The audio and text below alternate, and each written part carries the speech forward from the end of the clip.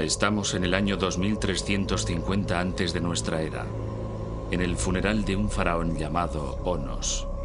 Pero no es un día de duelo, es una celebración.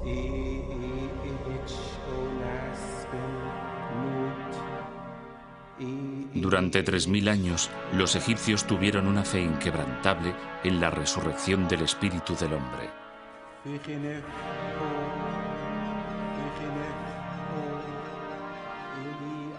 Hoy renace el alma del faraón.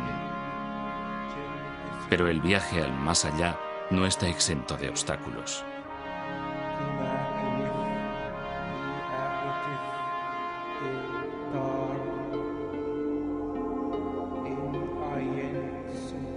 Estos sortilegios mágicos garantizarán un paso seguro. La búsqueda de la eternidad de los faraones inspiró algunos de los monumentos más colosales construidos en la antigüedad.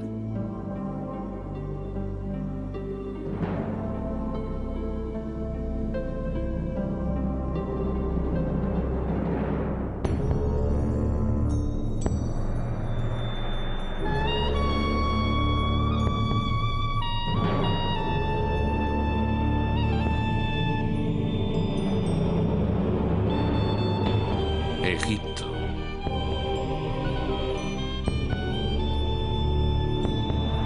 La máquina de la resurrección.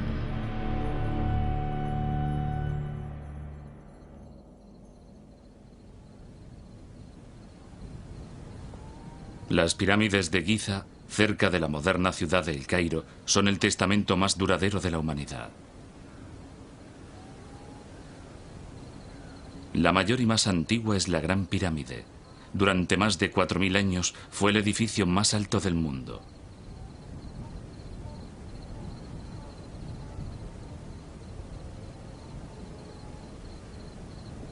Construida con piedra caliza, se calcula que se transportaron y colocaron más de 3 millones de bloques, algunos de un peso superior a 15 toneladas.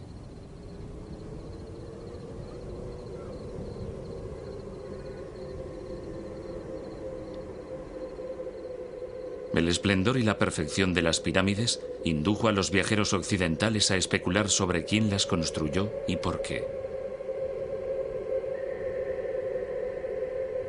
Ningún mortal, y por lo tanto ningún egipcio de la época, podía levantar unas piedras tan grandes.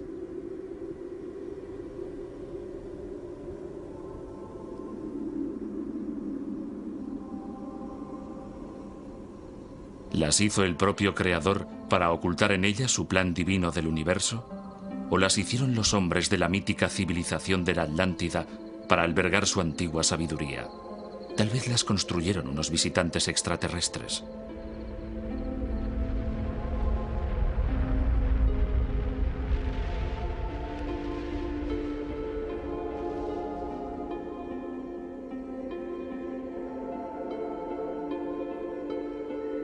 Pero los autoproclamados expertos en fenómenos esotéricos no pueden ignorar que las pirámides de Giza no son fenómenos aislados.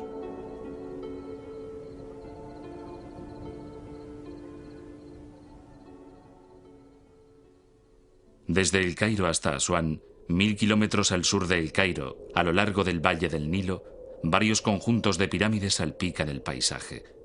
La mayoría fueron levantadas para servir de última morada a faraones y reinas. Y estaban estrechamente relacionadas con la búsqueda de la inmortalidad. En el antiguo Egipto, el origen del concepto de pirámide se pierde en la noche de los tiempos.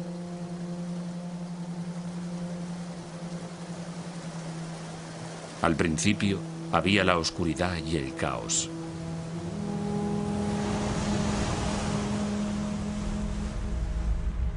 De ello surgió un montículo.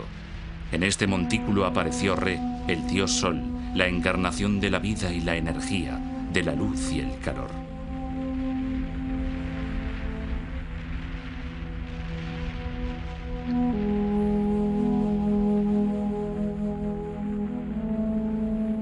Re cruzó el cielo. Después, en el crepúsculo, volvió a sumergirse en el abismo caótico para nacer de nuevo a la mañana siguiente con la salida del sol. Los egipcios creían que uniendo sus espíritus con el dios Sol, también podrían entrar en el ciclo de la vida eterna.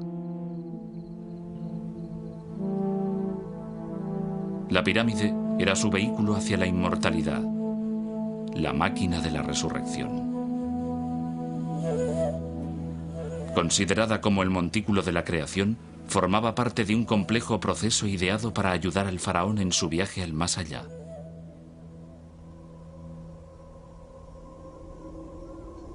Pero no había dos pirámides iguales.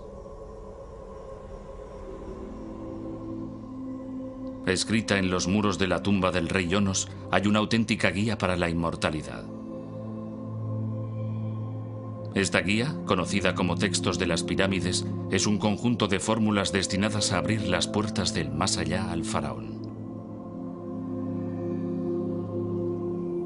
Una de ellas tenía como objetivo liberar al faraón de todas sus malas obras. Un alma cargada de pecados no puede ir al paraíso. Otra servía para protegerle de los escorpiones y serpientes que pudiera encontrar en su camino. Por último, otra fórmula anunciaba su llegada a Re, el dios Sol. La tumba del faraón Onos proporciona una visión extraordinaria del más allá. Es una máquina de resurrección autosuficiente que nació de la tierra egipcia y del espíritu de su pueblo.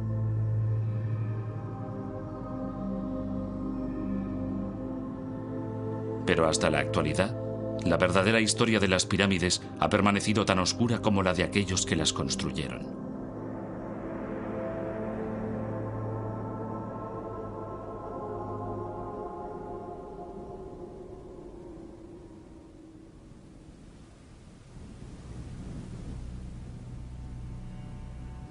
Dominando una antigua necrópolis de Saqqara, 15 kilómetros al sur del Cairo, se encuentra la primera pirámide de Egipto.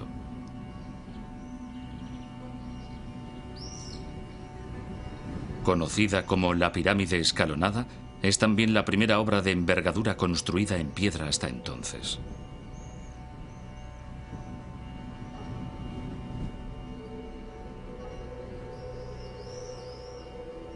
Dedicada a la resurrección del rey Yoser, en el año 2611 antes de nuestra era, la pirámide escalonada era algo nuevo. Nunca se había visto nada parecido. Anteriormente, los egipcios habían construido sus monumentos en adobe y madera, pero aquí se utilizó la piedra imperecedera no solo en la pirámide, sino también en todo un complejo de capillas y patios.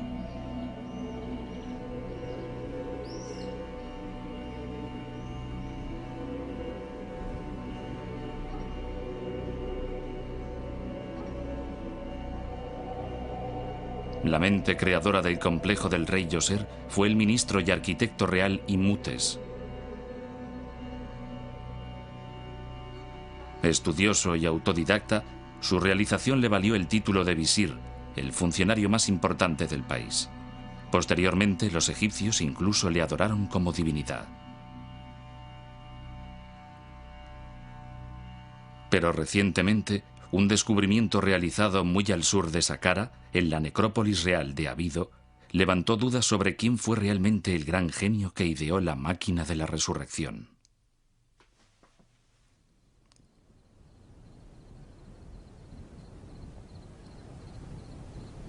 Aquí, 500 años antes de la construcción de las pirámides, los primeros reyes de Egipto fueron enterrados debajo de pequeños montículos bajos y rectangulares de arena y grava.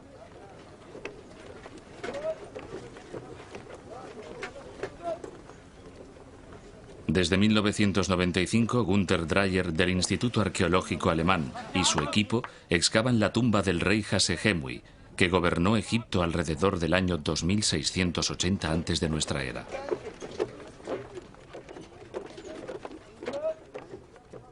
La mayor tumba real de Abido estaba formada por varias cámaras subterráneas de notables dimensiones. La tumba estaba construida en adobe. Tenía unas 65 cámaras y una longitud próxima a los 70 metros. Las cámaras estaban cubiertas con vigas de madera y esteras y por encima tenían capas de adobe.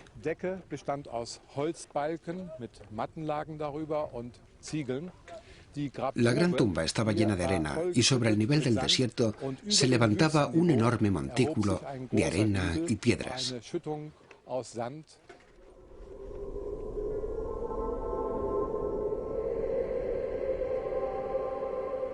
Este tipo de montículos, llamados por los egiptólogos mastabas, recordaban el primigenio montículo de la creación, el símbolo del rejuvenecimiento.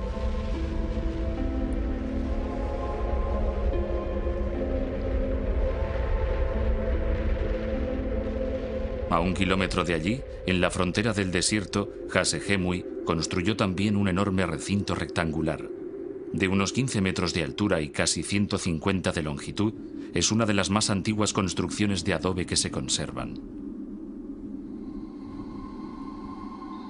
Durante muchas décadas, los científicos creyeron que se trataba de una fortaleza militar. Los nativos, por su parte, pensaban que era el almacén de José, que según la Biblia predijo 7 años de vacas gordas y 7 de vacas flacas. Ahora se sabe que se trataba del palacio de la eternidad del faraón. Para el arqueólogo David O'Connor, del Instituto de Bellas Artes de Nueva York, es una maravilla de la ingeniería antigua. Aunque este enorme recinto data de hace casi 5.000 años, fue construido a gran escala y con gran solidez, de manera que la mayor parte de él se ha conservado hasta hoy. Por ello podemos reconstruir su forma originaria. Por ejemplo, todos los muros exteriores tenían esta sucesión de zonas de estructura semejante, con un contrafuerte y un hueco, y después otra zona igual. Estos muros se recubrieron totalmente con barro y yeso, y después se pintaron de blanco. De manera que, en lugar de grandes paredes blancas de 12 o 15 metros de altura, había muros en cuya superficie se producía una cambiante alternancia de luz y sombra a medida que el sol se desplazaba alrededor del monumento.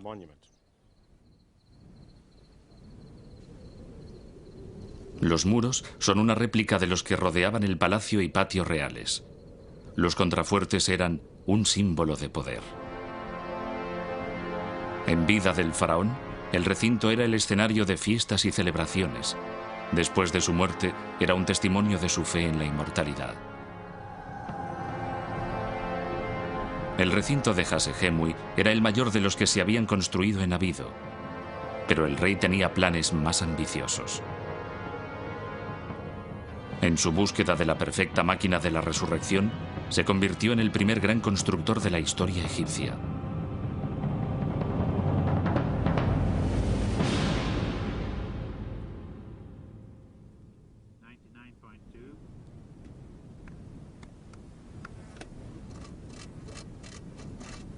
En las proximidades de la pirámide escalonada de Saqqara, Ian Mathieson, del Museo Nacional de Escocia, trata de descifrar un misterio que ha intrigado a los arqueólogos durante años.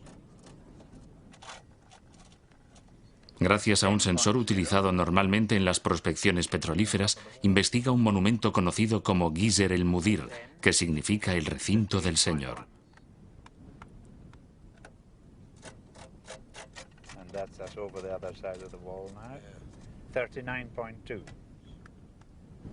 En los años 40, una fotografía aérea reveló la planta de una inmensa estructura de piedra de unos 800 metros de longitud y 400 de anchura, de la cual solo afloran a la superficie unos cuantos tramos del muro. Esto es la parte interior del muro septentrional construido con piedra caliza local. Se han excavado hasta 15 hiladas que alcanzan aproximadamente unos 4,5 metros de altura.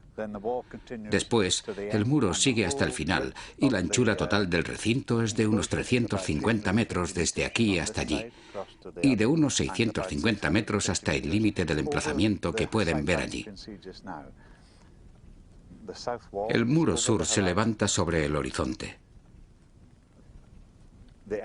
Las dimensiones totales de este recinto son casi el doble de las que tiene el recinto de la pirámide de Djoser.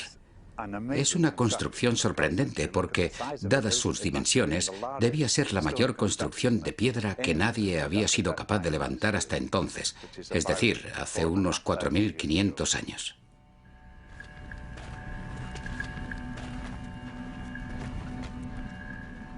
La cerámica encontrada en el lugar indica que el recinto podría haberse construido unos 25 años antes del reinado de Djoser, lo cual lo convertiría en el monumento de piedra más antiguo del mundo. Si fuera así, ¿quién lo construyó?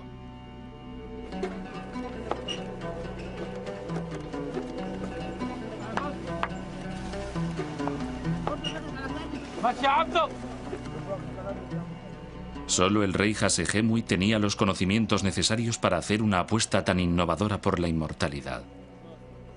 Pero nadie pudo probarlo hasta que Gunther Dreyer realizó un sorprendente descubrimiento en Abido. Durante nuestras excavaciones encontramos muchos sellos con inscripciones y, cosa sorprendente, entre ellas había bastantes con el nombre del rey Djoser. Por lo tanto, podemos concluir que Djoser enterró a Hasehemui, que debía ser su inmediato predecesor. Este hallazgo es muy importante para entender el desarrollo de las tumbas reales.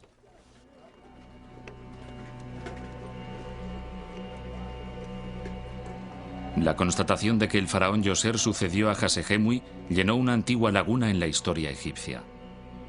Los egiptólogos sabían que Djoser era hijo adoptivo de Hasehemui, pero también sabían que había otros aspirantes al trono.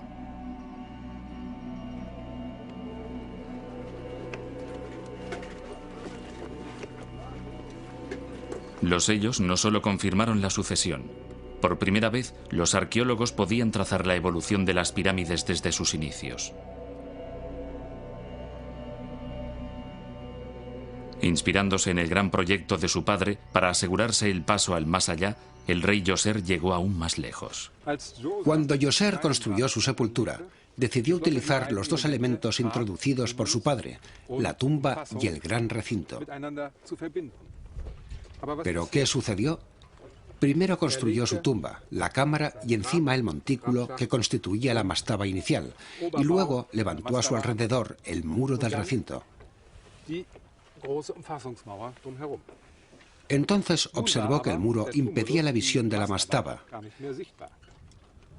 Creo que para solucionar este problema hizo construir otras mastabas más pequeñas encima de la primera, con el fin de que fueran visibles por encima del muro. Así se llegó a la pirámide escalonada. Para él, se ha erigido una escalera al paraíso con el fin de que pueda subir a los cielos, reza uno de los más antiguos fragmentos en escritura egipcia.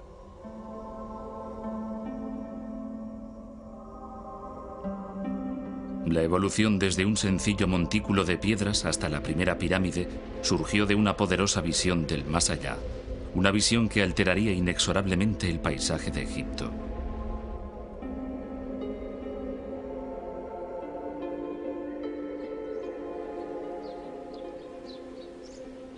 Aunque algunos intentos posteriores de construir una pirámide fracasaron, el monumento de Saqqara habría de inspirar a otro gran soñador el deseo de llegar a las estrellas.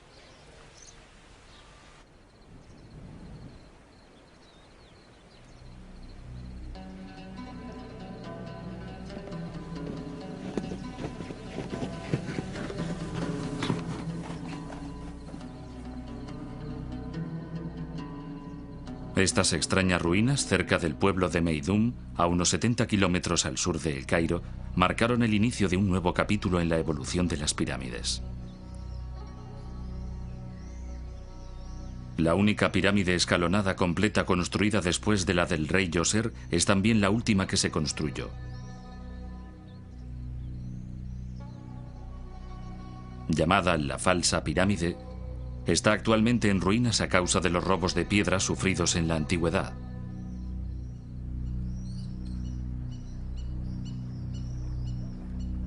Pero antes de que esto sucediera, el notable personaje que la hizo posible, el faraón Snofru, ya había emprendido otro proyecto.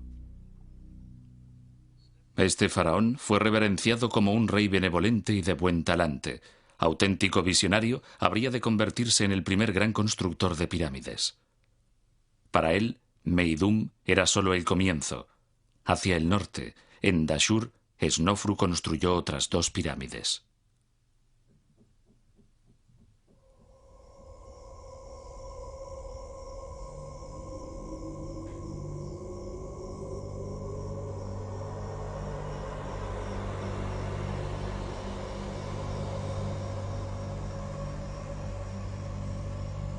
La que ahora se conoce como la pirámide romboidal habría superado a la gran pirámide de Giza si los constructores hubieran podido seguir los planes iniciales. Pero antes de su conclusión, la obra empezó a resquebrajarse.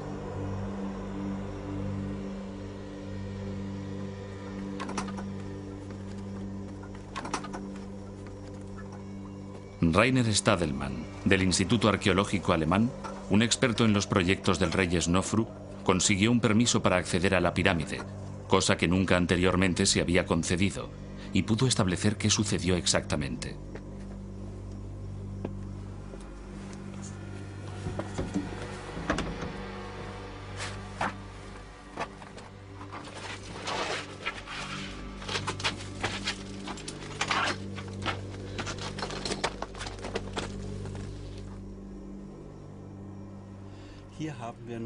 Aquí tenemos una gran grieta. Muchas de estas grietas se formaron durante la construcción de la pirámide porque se levantó en un terreno poco firme. El rey Snofru y sus arquitectos estaban muy preocupados. Para solucionarlo, intentaron reducir el ángulo de inclinación de las caras, creando así la apariencia que hoy tiene la pirámide romboidal. Pero la estructura seguía ofreciendo poca seguridad y se vieron obligados a abandonarla.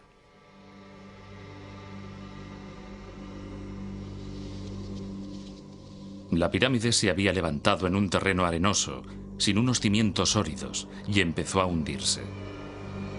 Para estabilizarla, los constructores cambiaron la inclinación de las caras de 54 grados a 43. Con ello, esperaban reducir su peso. Pero ya era demasiado tarde. A 3 kilómetros de allí, Snofru empezó su tercera y última pirámide.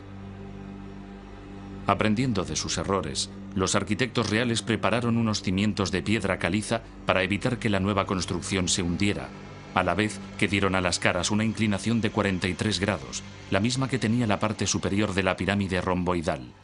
Llamada pirámide roja por el color de la piedra caliza local, es la primera pirámide geométricamente perfecta y la cuarta más alta de Egipto. Snofru ya podía ascender al cielo por una rampa que brillaba como los rayos del sol.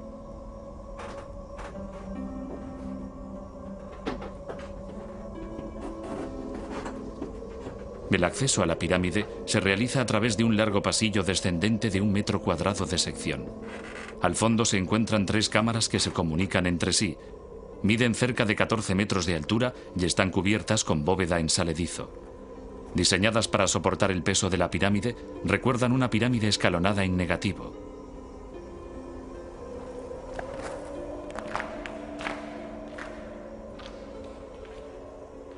Una pirámide dentro de la pirámide no solo reforzaba la estructura, sino que, según creían los egipcios, también aumentaba las posibilidades de resurrección del faraón.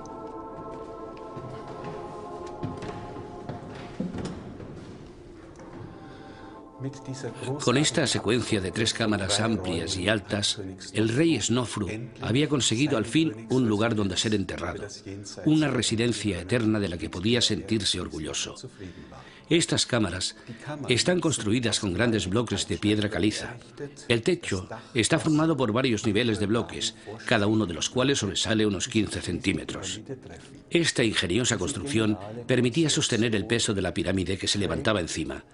Sobre estas cámaras hay más de 2 millones de toneladas de piedras, pero no se ha producido ninguna grieta ni existe el riesgo de que se produzca.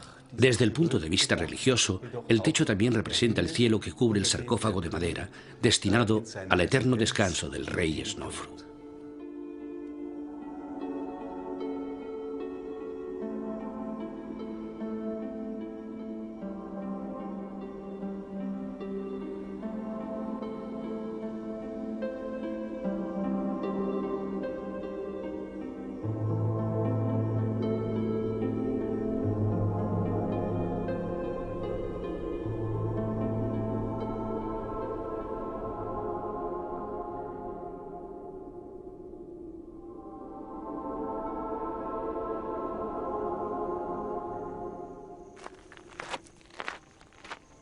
Uno de los descubrimientos más importantes de Rainer Stadelmann en Dashur puede responder finalmente dos antiguas preguntas.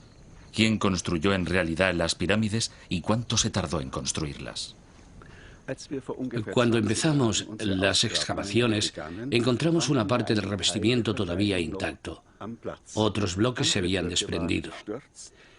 En la parte posterior de estos bloques encontramos el nombre de los equipos de trabajo que habían construido la pirámide.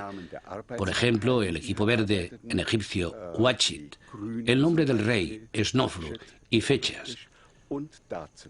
Con estas fechas pudimos saber que en los 2 primeros años ya se habían levantado 6 hiladas de la pirámide. 2 años más tarde se había alcanzado una altura de 15 metros. Y gracias a otra fecha, sabemos que se tardaron 17 años en construir toda la pirámide. Para construir sus pirámides, Snofru hizo acarrear más piedras y utilizó más trabajo humano que cualquier otro faraón del Imperio Antiguo. Pero su sucesor concentraría su energía en una sola pirámide, la mayor máquina de resurrección de todas.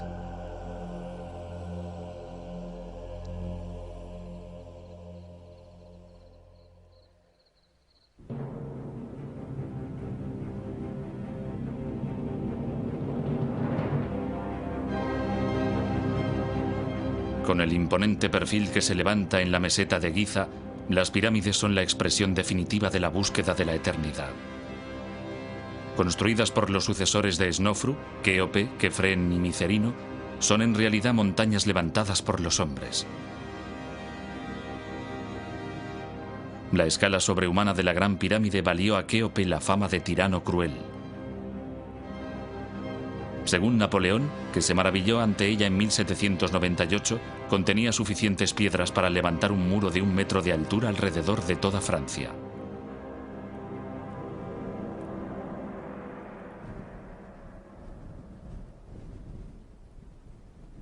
El tiempo ha sido más benigno con la pirámide del faraón Kefren.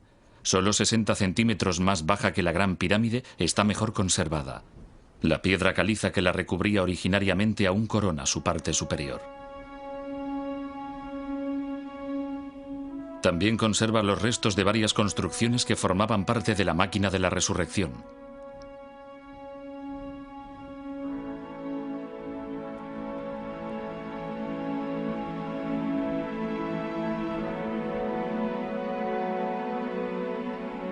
En la base de la pirámide había un templo funerario que diariamente recibía ofrendas de comida y bebida, ya que se creía que incluso un rey muerto necesitaba alimento.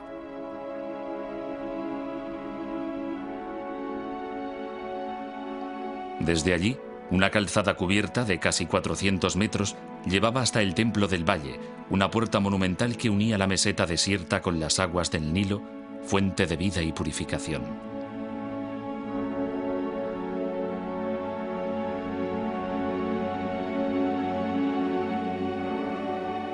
Pero Kefren añadió algo nuevo al tradicional complejo de la pirámide: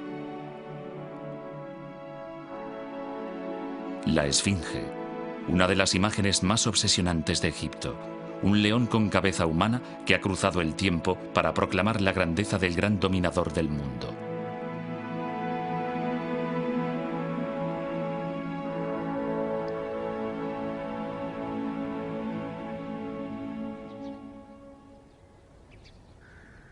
En un viaje que Heródoto realizó a Egipto en el año 450 antes de nuestra era, contaron al historiador griego que las pirámides habían sido construidas por esclavos.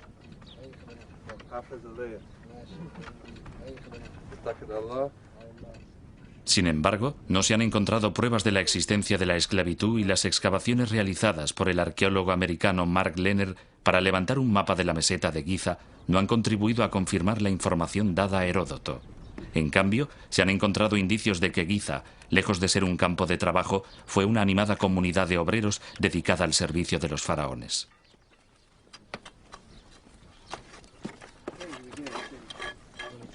Al sur de las pirámides, un muro de piedra separa las tumbas y los templos de Giza de 40 acres de desierto.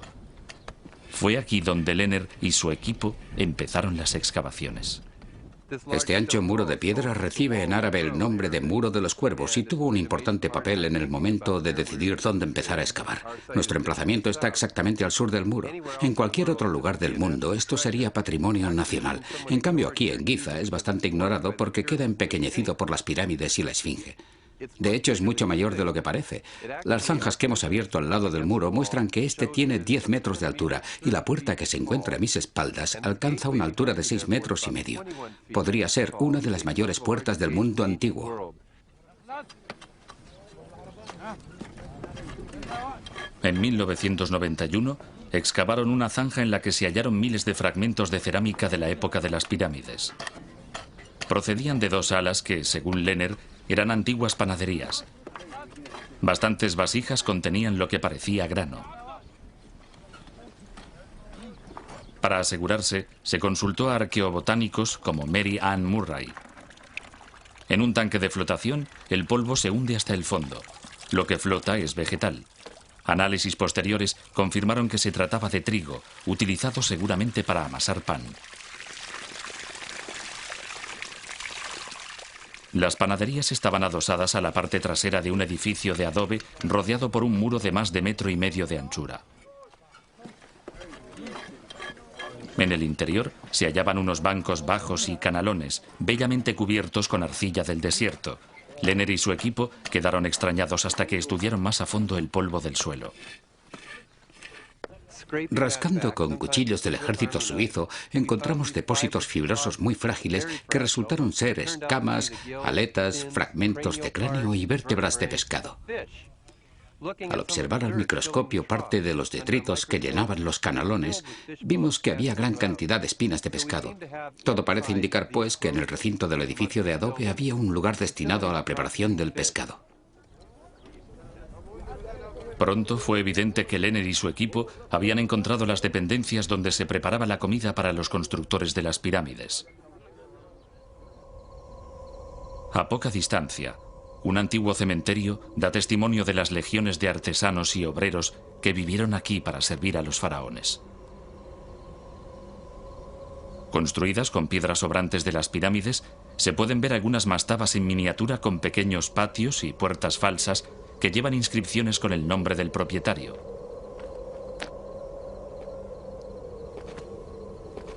También hay simples tumbas cubiertas por cúpulas, pobres reflejos de una pirámide. Pero todas están concebidas como máquinas de resurrección. Zahi Hawass, director de las pirámides de Giza, ha excavado el antiguo cementerio de los obreros.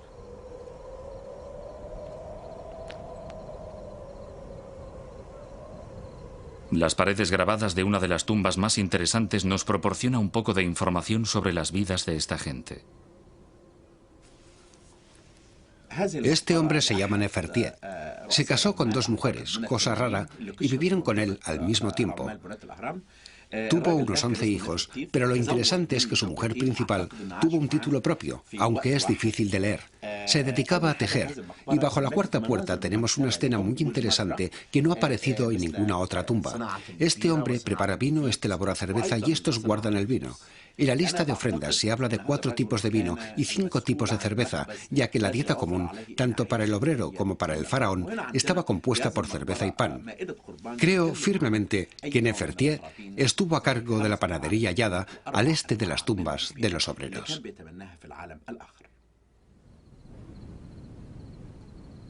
Hasta ahora se han descubierto unas 600 tumbas.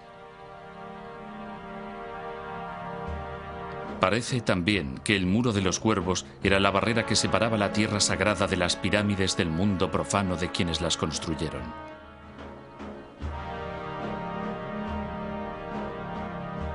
Se calcula que llamaron a 20.000 egipcios para levantar una sola de las pirámides de Giza. En los años posteriores no volvería a verse nada parecido.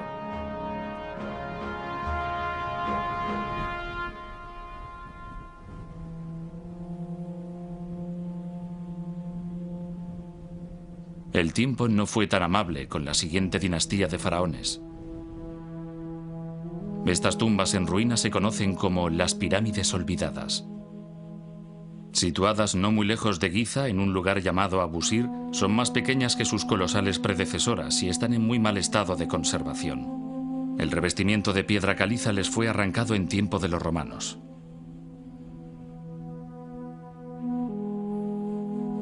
En 1893, unos agricultores nativos, mientras cavaban entre las pirámides, encontraron más de 300 fragmentos de papiros. Por ser difíciles de leer, se dispersaron y fueron olvidados. En 1976, uno de estos papiros llamó la atención del arqueólogo Miroslav Werner, director de la misión checa que excavaba en Abusir.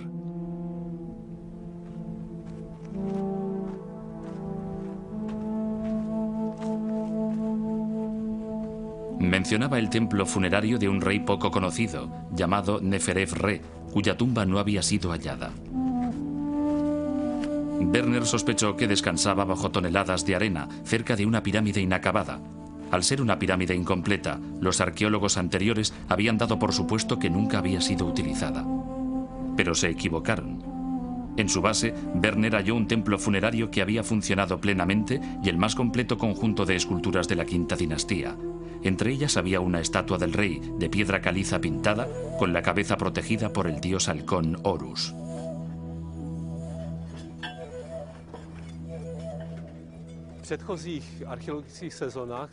El complejo de la pirámide había sido excavado en varias expediciones anteriores.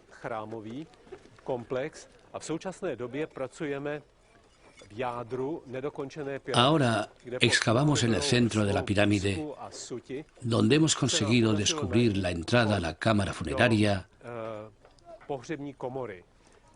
de Neferef-Re. Según lo encontrado en esta zona, en el corredor descendente que da acceso a la cámara sepulcral, esperamos hallar el ajuar funerario del faraón.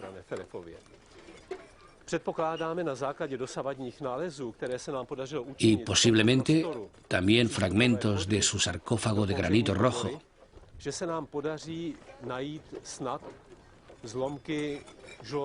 Y quién sabe qué otras cosas más.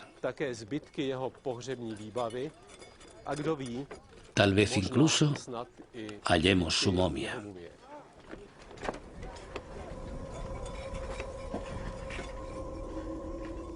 Si se encuentra la momia de Neferef-Re, este rey olvidado será el único faraón del Imperio Antiguo que se habrá conservado intacto en su tumba. Neferef-Re murió probablemente a los 20 años, antes de que su pirámide estuviera terminada. Pero las ceremonias de la resurrección se practicaron en el templo funerario. Su importancia fue confirmada por el próximo y más significativo descubrimiento de Werner, un archivo de singulares documentos en los que se describían las actividades del culto al rey. Los papiros encontrados aquí nos han permitido saber que el templo funerario de Neferef-Re fue un animado centro religioso, por lo menos durante los 200 años que siguieron a la muerte del rey. Unos 200 sacerdotes, divididos en 5 turnos, mantenían día y noche el culto al rey muerto. Durante el día, llevaban ofrendas consistentes en pan, cerveza, carne, verduras y otros alimentos. Por la noche, algunos sacerdotes observaban desde la terraza del templo las estrellas y anotaban sus movimientos.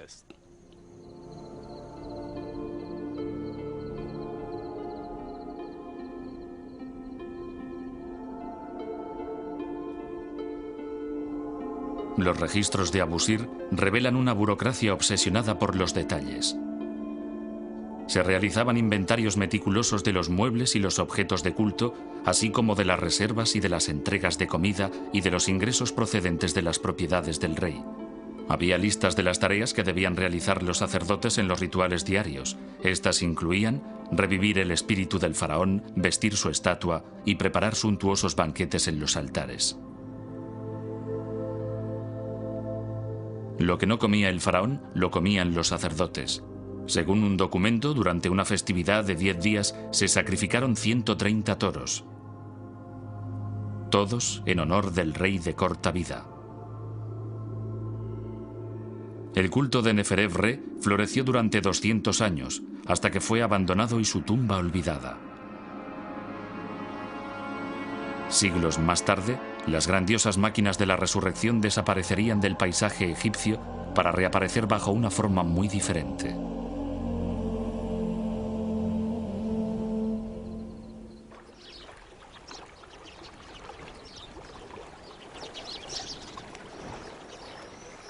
En el año 1500 antes de nuestra era, el faraón Tutmosis I dio instrucciones a su arquitecto Ineni para que le construyera una tumba. Encontró el lugar perfecto en la orilla occidental del Nilo, frente a Tebas, el centro religioso más importante de Egipto. Un desfiladero aislado dominado por una enorme montaña en forma de pirámide, el Qurn.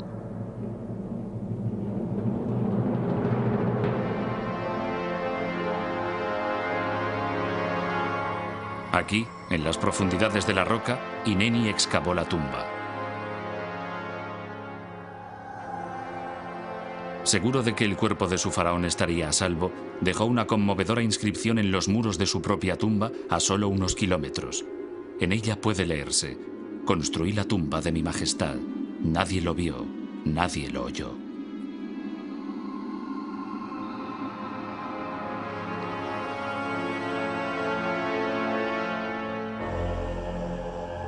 Casi 30 faraones serían enterrados en lo que hoy se conoce como el Valle de los Reyes.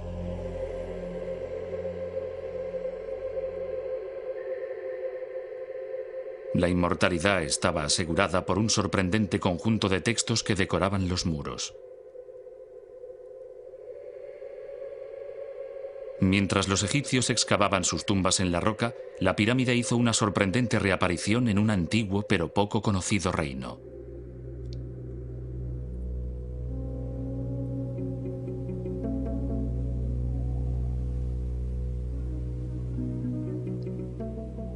Escondido en Nubia, en el actual Sudán, se encuentra uno de los secretos mejor conservados de la historia. Estas pirámides son los restos de una poderosa civilización conocida como el Reino de Kush.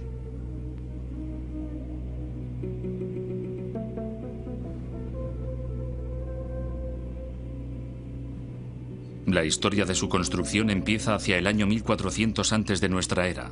Durante siglos, Egipto había deseado las riquezas de Nubia. Los kushitas controlaban vastas reservas de oro y otros minerales. También dominaban las principales rutas comerciales del corazón de África. Durante el reinado de Tutmosis III, Egipto finalmente conquistó Nubia y se anexionó el reino de Kush. 700 años más tarde, los gobernantes kushitas reclamaron el trono de Egipto. Su derecho se basaba en una achatada montaña de Nubia que recibía el nombre de Jebel Barkal. La montaña había fascinado a los egipcios. En su flanco oriental, la forma de un extraño pináculo les llevó a creer que era sagrada.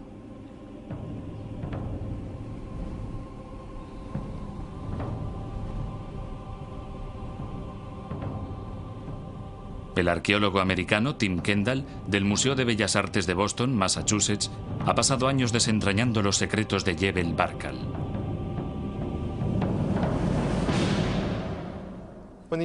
Cuando los egipcios llegaron aquí, vieron en esta extraña formación rocosa una imagen muy familiar para ellos: la cobra levantada que recibía el nombre de Ureo, el símbolo de la realeza que los faraones llevaban en su corona. La forma de cobra parece estar tocada con la corona blanca del sur que simbolizaba el dominio real sobre esta parte del país.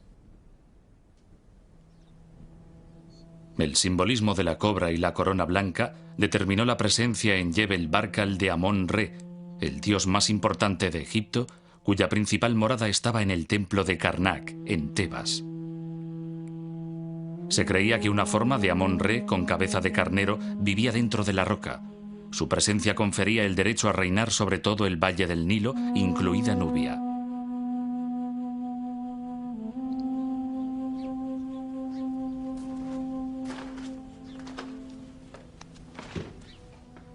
Para honrar a Amón-Re, Los reyes cushitas levantaron un templo dentro de la roca y decoraron un muro con una imagen de la montaña sagrada y del todopoderoso Dios.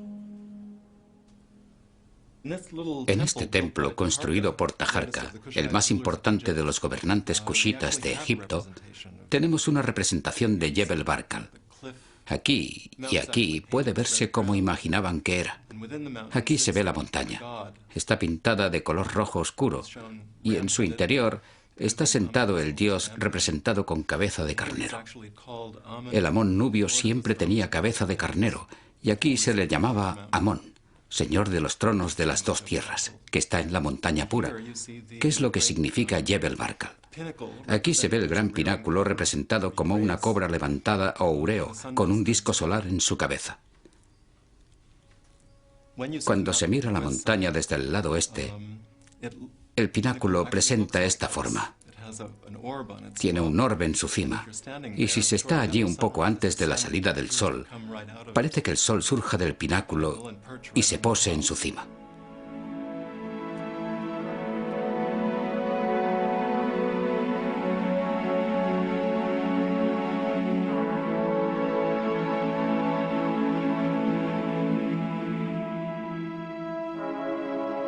En el año 750 antes de nuestra era, los gobernantes cushitas eran considerados faraones legítimos. Identificados como la 25ª dinastía, 4 faraones reinaron durante medio siglo en el cual adoptaron las costumbres y los títulos de Egipto, así como el arte y la arquitectura del país. Estos faraones inauguraron una nueva era en la construcción de enterramientos que habría de durar 1000 años y producir unas 200 pirámides, más de las que se habían levantado en Egipto.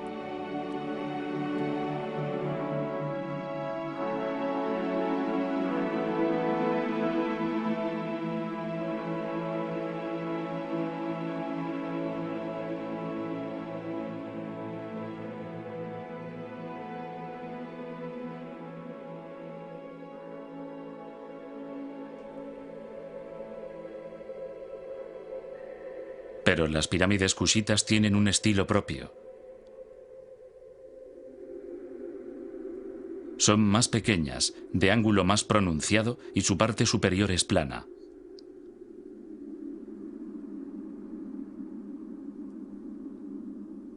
Las capillas de ofrendas parecen templos en miniatura. Pero la mayor diferencia radica en la manera de levantarlas.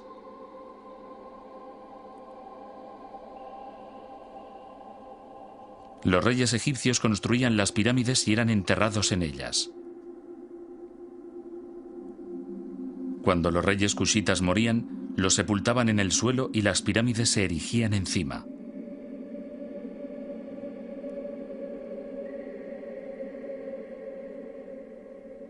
Uno de los campos de pirámides más importantes está en Meroe.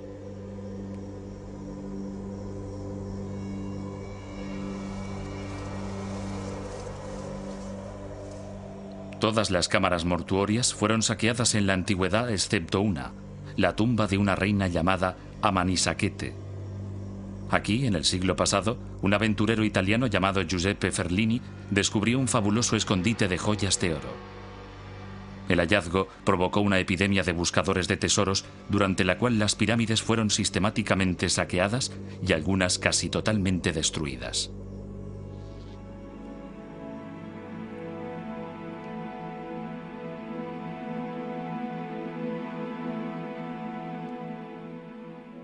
La última pirámide construida en el continente africano se erigió en el siglo IV de nuestra era. Hoy es un montón de escombros. Aún así, el paisaje de Meroe es un vivo recuerdo de una tradición que perduró durante 3000 años y dio al mundo el símbolo más duradero de la antigüedad.